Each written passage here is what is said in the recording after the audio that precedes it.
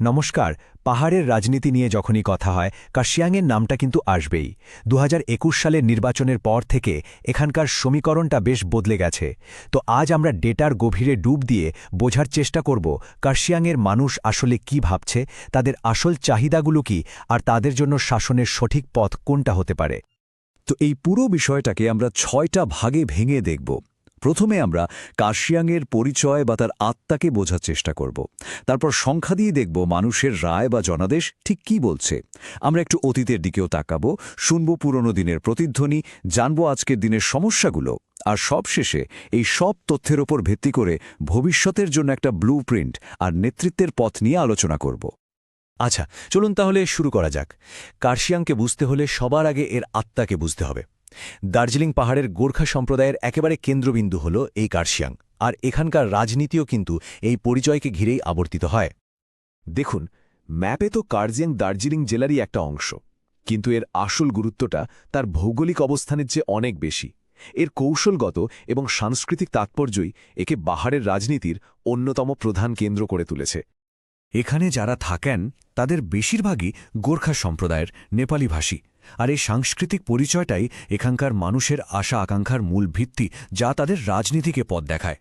আচ্ছা, এক নজরে যদি দেখি তাহলে কার্শিয়াংয়ের বাস্তব ছবিটা ঠিক কি? এখানকার অর্থনীতি দাঁড়িয়ে আছে মূলত চা আর পর্যটনের উপর। পাহাড়ি এলাকা হওয়ায় বর্ষাকালে ভূমিধসের একটা ঝুঁকি তো সবসময়ই থাকেই। আর মানুষের দৈনন্দিন জীবনের দুটো সবচেয়ে বড় চ্যালেঞ্জ হল ভালো পরিকাঠামোর অভাব আর বেকারত্ব। এই সমস্যাগুলোই কিন্তু শেষ পর্যন্ত এখানকার রাজনীতিকে নিয়ন্ত্রণ করে। তো পরিবেশটা তো বুঝলাম, এবার চলুন একটু সংখ্যা নিয়ে নাড়াচাড়া করা যাক, কারণ সংখ্যাগুলো প্রায়শই এমন অনেক গল্প বলে যা খালি চোখে ধরা পড়ে না। দেখা যাক সাম্প্রতিক নির্বাচনের ডেটা আমাদের কি বলছে। ২০২১-এর ফলাফলটা কিন্তু খুব ইন্টারেস্টিং ছিল। বিজেপি এখানে প্রায় ৪২% ভোট পেয়ে প্রথমবারের মতো জয়ী হয়। এটা পাহাড়ের রাজনীতিতে একটা বড় পরিবর্তনের ইঙ্গিত, একটা নতুন সমীকরণের সূচনা। এখন প্রশ্ন হল, বিজেপি জিতল কি করে? আসল কারণটা লুকিয়ে আছে এইখানে। দেখুন, গোর্খা জনমুক্তি মোর্চার দুই গোষ্ঠীর মধ্যে ভোটটা ভাগ হয়ে গিয়েছিল। তাদের সম্মিলিত ভোট ছিল প্রায় ৯০,০০০, যা বিজেপির পাওয়া ভোটের থেকে অনেক বেশি। এই বিভাজনটাই কিন্তু খেলার মোড় ঘুরিয়ে দেয়। এই টাইমলাইনটা দেখলে গত ১০ বছরের পুরো ছবিটা পরিষ্কার হয়ে যায়।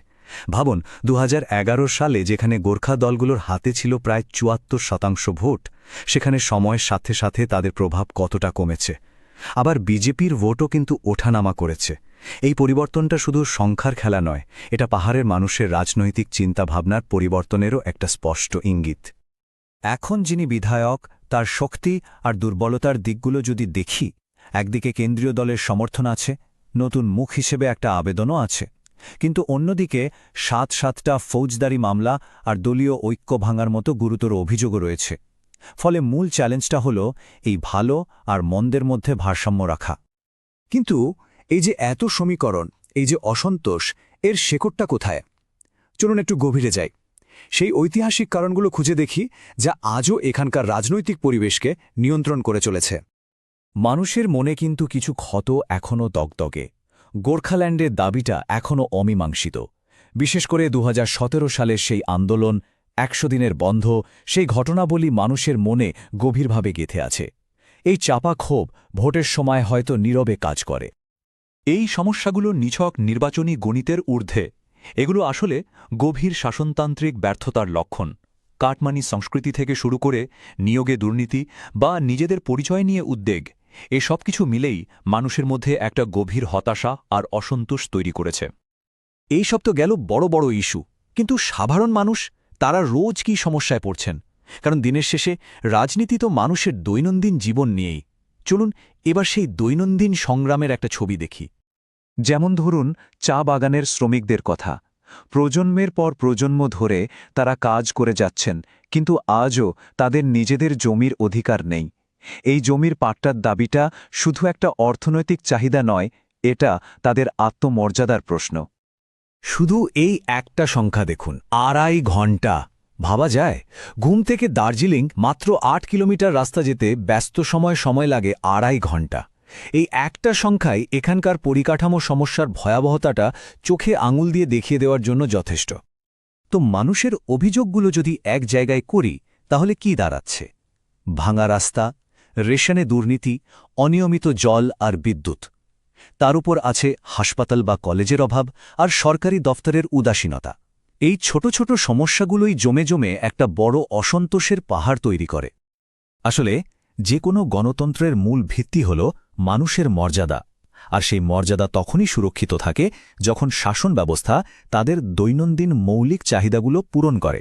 কার্শিয়াংয়ের ভাঙা রাস্তা বা অনিয়মিত বিদ্যুৎ শুধু পরিকাঠামোর ব্যর্থতা নয়, এটা সেখানকার মানুষের প্রতি মানবিক মর্যাদারও অপমান। তাই দায়িত্বশীল শাসনের প্রথম শর্তই হল মানুষের কথা শোনা এবং তাদের সমস্যা সমাধান করা। এতক্ষণ তো আমরা সমস্যাগুলো নিয়ে কথা বললাম। এখন প্রশ্ন হল, এর সমাধান কি? কিভাবে এইসব ডেটা আর তথ্যকে কাজে লাগিয়ে কার্শিয়াংয়ের জন্য একটা কার্যকরী শাসনের ব্লুপ্রিন্ট তৈরি করা যেতে পারে? চলুন এবার সেদিকে নজর দিই। এখানে একটা দারুণ কৌশল দেখুন, চতুর্মুখ মতবাদ। এর 4টে দিক আছে। একদিকে যেমন দুর্নীতির বিরুদ্ধে শিবের মতো আগ্রাসী হতে হবে, তেমনি বিষ্ণুর মতো শান্তি ও উন্নয়নের স্থিতি বজায় রাখতে হবে, ব্রহ্মার মতো নতুন নতুন প্রকল্পের উদ্ভাবন করতে হবে, আর মা দুর্গার মতো গোর্খা পরিচয় আর অধিকারকে রক্ষা করতে হবে। এই 4টি স্তম্ভ মিলিয়েই একটা মজবুত ভিত্তি তৈরি হতে পারে। অর্থাৎ সবার জন্য এক বার্তা নয়, প্রত্যেক গোষ্ঠীর কাছে পৌঁছতে হবে তাদের নিজেদের ভাষায়, তাদের নিজেদের সমস্যা নিয়ে। গোর্খা সম্প্রদায়ের কাছে সাংস্কৃতিক গর্বের কথা বলতে হবে, চা শ্রমিকদের জমির অধিকারের প্রতিশ্রুতি দিতে হবে, যুবকদের চাকরির স্বপ্ন দেখাতে হবে, আর মহিলাদের কাছে সুরক্ষা ও কল্যাণের বার্তা পৌঁছে দিতে হবে। শুধু কথায় তো চিড়ে ভিজবে না, কিছু নির্দিষ্ট প্রকল্পের কথা ভাবা যাক যেগুলো মানুষের জীবন বদলে দিতে পারে। যেমন দার্জিলিং ঘুম রোপওয়ে, যা 2.5 ঘণ্টার যাতায়াতকে মাত্র 15 মিনিটে নামিয়ে আনতে পারে, বা একটা ইন্ডাস্ট্রিয়াল পার্ক যা হাজারেরও বেশি স্থানীয় ছেলেমেয়ের চাকরির সুযোগ করে দিতে পারে। এই ধরনের প্রকল্পগুলোই আসল পরিবর্তন আনে। তবে এই যে আমরা ডেটা ব্যবহার করে মানুষের কাছে পৌঁছনোর কথা বলছি, এখানে একটা খুব জরুরি বিষয় মাথায় রাখতে হবে। সেটা হলো মানুষের ব্যক্তিগত গোপনীয়তাকে সম্মান করা। ভারতের আইন অনুযায়ী যে কোনো ব্যক্তির ব্যক্তিগত তথ্য ব্যবহার করার আগে তার স্পষ্ট অনুমতি নেওয়া বাধ্যতামূলক। মানুষের বিশ্বাস অর্জন করতে হলে এই স্বচ্ছতা আর নৈতিকতা বজায় রাখাটা অপরিহার্য। তো আমরা আলোচনার একেবারে শেষ পর্যায়ে চলে এসেছি। এত সব ডেটা, এত বিশ্লেষণ, এরপর চূড়ান্ত কৌশল কি হওয়া উচিত? কার্শিয়াংয়ের জন্য ভবিষ্যতের দৃষ্টি বা ভিশনটা ঠিক কি হবে? তাহলে সবচেয়ে বড় কৌশলগত প্রশ্নটা কি দাঁড়াচ্ছে? যিনি এখন আছেন তার ট্র্যাক রেকর্ড যাই হোক না কেন, তাকেই রাখা হবে নাকি কোনো নতুন মুখকে সামনে আনা হবে? এই একটা সিদ্ধান্তের উপরই কিন্তু নির্বাচনের পুরো ভবিষ্যৎ নির্ভর করতে পারে। এক্ষেত্রে পাশের রাজ্যগুলোর সাফল্য থেকেও অনেক কিছু শেখার আছে। যেমন ত্রিপুরার পরিবারবাদ মডেল, যেখানে একেবারে বুথ স্তরে ভোটারদের সঙ্গে ব্যক্তিগত সম্পর্ক তৈরি করা হয়, বা আসামের কৌশল, যেখানে জাতীয়তাবাদের ধারণাকে স্থানীয় গোর্খা গর্বের সঙ্গে মিলিয়ে দেওয়া হয়। তবে সবচেয়ে বড় শিক্ষা হল জোটকে অটুট রাখা আর ভোটের বিভাজন যে কোনো মূল্যে এড়ানো। শেষ পর্যন্ত প্রশ্নটা কিন্তু এটাই, আসল চ্যালেঞ্জ শুধু নির্বাচনে জেতা নয়, আসল চ্যালেঞ্জ হল মানুষের মনে জমে থাকা গভীর ক্ষোভ, হতাশা আর আকাঙ্ক্ষাকে একটা সত্যিকারের জনাদেশ বা জনরায়ে রূপান্তরিত করা। এমন একটা জনাদেশ যা উন্নয়ন আর আত্মমর্যাদার কথা বলবে।